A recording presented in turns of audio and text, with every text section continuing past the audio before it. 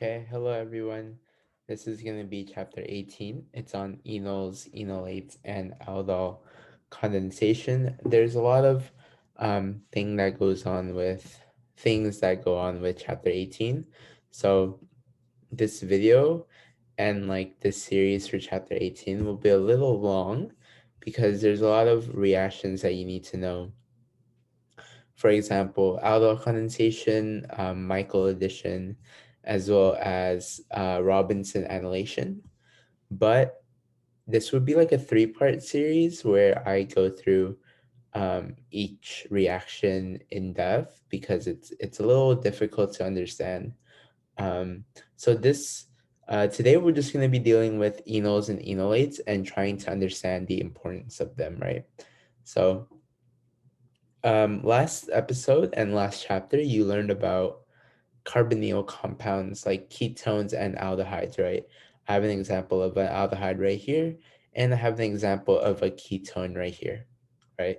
So we usually see these with nucleophilic additions, right? You usually have a nucleophile, let's say like a hydroxyl or like a Grignard, come in and attack this carbonyl at this carbon and this carbon as well because of this, the importance of this partial positive bond here and this partial negative, right? But we're going to look at it a little bit differently in this chapter because we're going to be looking at the carbons right next to this carbon containing that double bonded oxygen.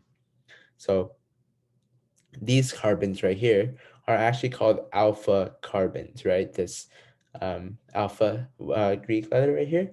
And then for a ketone, there are two alpha carbons, right? This one and this one. So these alpha carbons have acidic H's, and you can see I put the pKa's um, of uh, the H's over here. And to give you uh, a starting point, water has the pKa. The hydrogens have a pKa of around 15 to 16. So it's around like 15.5, 15.6. So it's around 15.5. It's around there. And you can see how the aldehyde is really close to it, and a ketone is also really close. So what this means is if you have a really strong base, or if you have a really hindered base, you can actually grab one of these H's and form a double bond right here and right here as well. And that is the basis of most of the reactions that you'll see in this chapter. You're going to be taking these acidic H's over here and making something called an enolate, right? So again, this is just aldehyde and this is just a ketone. But let's see what happens when we treat it under a base, right? Let's just say this is an any ordinary base, okay? And like I said, this ketone, oops, this ketone has acidic hydrogens, right?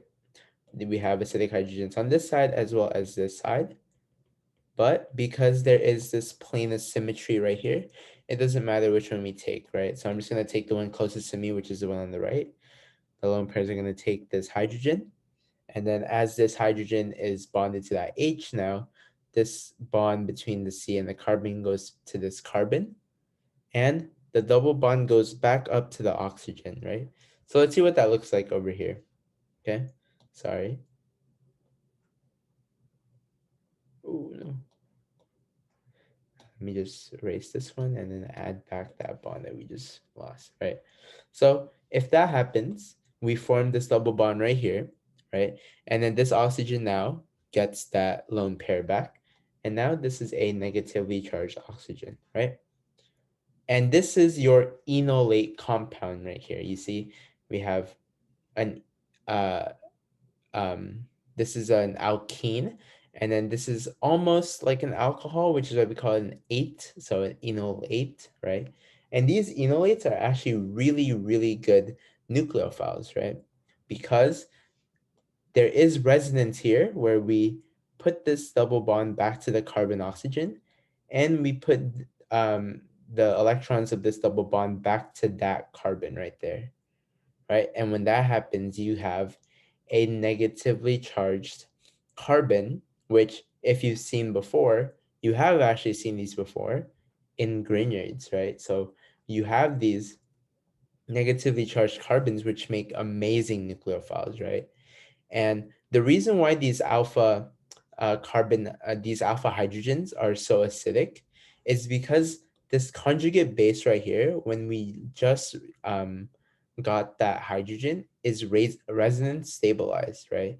And as you know, resonance stabilized makes really good stable conjugate bases, which make compounds acidic, right?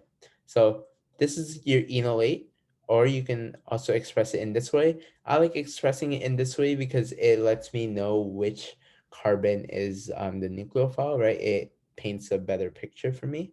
So let's see how we prepare these enolates, right? So as you know, we need a base, right? If we treat it under a nucleophile, right? Hopefully you remember your differences between nucleophiles and bases. If we treat it under a nucleophile, it's just going to attack this carbon right here. And we don't want that. We want an enolate, right? So if we want an enolate, we have to treat it with a base. And usually the base that we treat it with is LDA, um, this nitrogen lithium uh, derivative right here that we see. This is really, really hindered, right? Which makes this a weak nucleophile and a strong base, right? Or we can also use a common hydroxide ion, even though this will be somewhat slow because this is still a very good nucleophile. So it can attack this carbon over here, but you'll see it a lot more often where we're going to use this hydroxide as one of those, one of the bases that we use. Or we can also use this sodium hydride, right? We have, that looks like a high, it's not, it's a H with with a lone pair. We have this Na with a plus and then this H with a minus. And as you know, this is really, really similar to your reducing agents, right? Like LiAlH4, it's pretty much a hydride, right? But most importantly, we use LDA or this hydroxide ion depending on the conditions of the reaction, okay? And then before we talk more about enolates, let's talk about this keto-enol equilibrium, right? As you can somewhat tell by the name, keto is ketone, and an enol is alkene and alcohol, right? So enol. So let's see how that happens here. Here we have, this is an enol, right? This is an alkene with an alcohol here. But let's see what happens when we have it under a base, right? So there's this acidic hydrogen over at um, this H right here. So this base is going to come take that H, and then this pair will go back to that oxygen, right? And then when that happens, we have this, right? And then there is resonance here where this bond, which this is now an enolate, right? This bond here with the lone pairs will go back to this carbon, and then this will come back to that carbon right there, and then you'll form this resonance structure of this, right? You can see our ketone coming in right here, but we have this carbon nucleophile, right? And then what we just made is if this base attacks onto that hydrogen, we have now a B bonded to an H. And then this is now, this H can be taken by that nucleophilic carbon, which gives us a ketone, right? So we started as an enol to a ketone. And well, actually, these two species will be in equilibrium with each other. And this type of reaction where you're just shifting over the H, right? If you can, I don't know if you can see it, but we're just shifting over this H to this carbon right here, right? And we're just shifting this double bond over here. So we're not really like adding anything to the element itself. We're just shifting over double bonds and hydrogen bonds.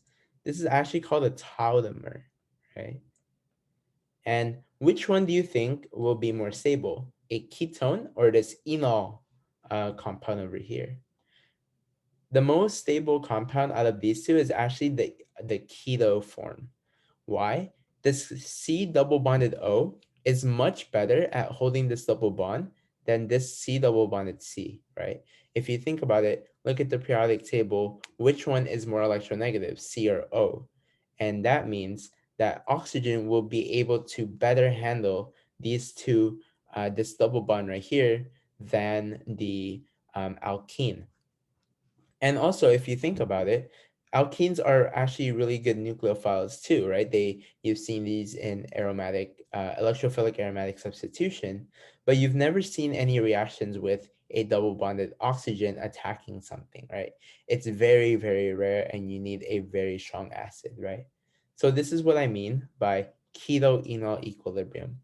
Whenever there's an enol compound right here, you can form this enolate, right, which is a good nucleophile, and you can also form this keto compound from this. So these two are tautomers. You'll be learning more about this in 40C if you do take it, but if not, just know that these two can happen, and you're just shifting over double bonds and hydrogens, right? This is a base catalysis part. You see how now we gained our base back, right? Our base never, our base was used, but then it came back as its original compound, so it's a catalyst. And now we can also do it with an acid catalyst, right? So let's just pick a hydronium ion right here, right? So what actually happens in this is the double bonds take up this H right here, and then this goes over here, right? It's a pretty basic um, acid-base reaction. And then what happens after that? You get this, oh, and then, yeah. So what happens after that? You have now this, and then something right there, right? And then because of that, we have this carbocation right here, right? Because this carbon lost the double bond. And then when that happens, and this is on a secondary carbon, which makes it a lot better than this primary carbon. And then there's this resonance right here that you can add onto there. And when that happens, you have this compound, right? And again, you can start to see our keto compound right here. We just need to get rid of that H. And what happens when we do get rid of that H through deprotonation? We depronate it with this species right here that we just formed, which is the water, right? Plus H2O. And then do that. And we get our keto-enol equilibrium right there. And we also get our acid catalyst back into the reaction. And you can see enol right here, right? An alkene and a alcohol. And then keto, right? So again, this is a tautomer. This type of reaction is called a tautomerization, where you're just shifting double bonds and hydrogens around. These two, again, exist in equilibrium with each other, but the more likely and the more stable compound is this ketone, because this double bond here is better held by this oxygen than it is with a carbon. The C to double bonded O is better than the C double bonded C because of the electronegativity of oxygen, right? So now that you know all of this, let's focus our attention on the importance of enolates, right? This species right here. And let's see what they can actually do, okay? Let's see at enolates in action. So here we have this thing called this is supposed to be halogenation, sorry, halogenation, right? And what happens is we have a base right here. Yes, you might be thinking this base can just attack it over here and then it can do something like that, right? Yes, you are completely correct. And in some scenarios that is the major product. But here we're gonna take a look at what happens when it reacts as a base, right? So when it reacts as a base, you have a lot more freedom and you have a lot more possibilities for compounds formation, right? So we're gonna take the acidic hydrogen from this neighboring carbon, right? This one can't because it's an H. And then this double bond will go here, and then this will go up here, right? And then we have this, and then Br to Br, and then we have a water, right? I'm gonna move all this down, sorry. I didn't know how long it would be. Okay, so now our negatively charged oxygen, and then please draw your resonances again. It's very, very important right here, and then this goes up here. Again, the species is called an enolate, right? Enolate, almost there. And then we have this lone pair right here. And then now we just made a good nucleophile, right? That carbon is now going to act as a Grignard. And then look at what happens here. So when this carbon is acting like a Grignard, look at whether they can attack. Look at this Br to Br group right here. Even though we know that Br is a good leaving group, right? So what's going to happen is it's going to take the Br and this Br will leave, something like that. And then you'll get something like this, right? This carbon now has a bromine right here. And then you still have your H2O. And then you have, let me move this over here. You have now this Br that just left, right? Like that. And then the reality of this reaction is this reaction can happen again and again and again until you don't have any more alpha hydrogens. Why? Because this Br is going to want to take this this hydrogen right here, and we usually don't just have one Br2 compound in the solution. We have a lot of them, so it'll be an excess. So what happens is if the problem states that that this Br2 is in excess, you'll get this type of compound here with 3 Brs, right? Because our original compound here had 3 hydrogens. You'll actually get this compound here from reacting it over and over and over again until you can't form an enolate anymore, right? And again, it's still going to follow the same mechanism where you're going to attack the bromine and then it'll leave, and it'll be base catalyzed by this water or hydroxyl group, right? So just something to keep in mind. I hope you go through the mechanism on your own. And then I'm also just going to talk about in this chapter methylation, right? So again, this is the same concept. Here we have an LDA. You don't need to know the mechanism, but you do need to know that LDA forms an enolate right here, which is in resonance with this compound. Let me do this real quick. And then now this has a negative charge. And then we have CH3I,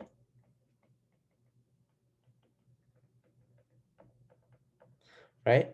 And then what happens is now you have a good electrophile, right? The C and I are, their dipoles are very strongly towards iodine. So we have a good nucleophile here, right? And then this is going to react SN2-wise over here into there. And then now what we just made is another methyl group right there, right? We just added another carbon. We started with 1, 2, 3 carbons, and then we added another carbon while this I left. We have I, and then we're good. This, and then this can be deprotonated by the LDA, but again, you don't need to know that. All you need to know is this acts as a Grignard. You can see how we added it to this. And then let's not forget that this is also an aldehyde, right? That's important. All you need to know is this enolate, because it's a strong nucleophile, it can react with this electrophile in an SN2 fashion and form a new C to C bond, sort of like a Grignard, okay? And in the next video, we'll go over some heavy mechanisms, including aldol condensation, crossed aldol, and then intramolecular aldol condensation. Okay, so hopefully you get some rest. Please read up on enolates, because this will be very important for this upcoming video that I'll make in a bit. Okay, good luck with studying.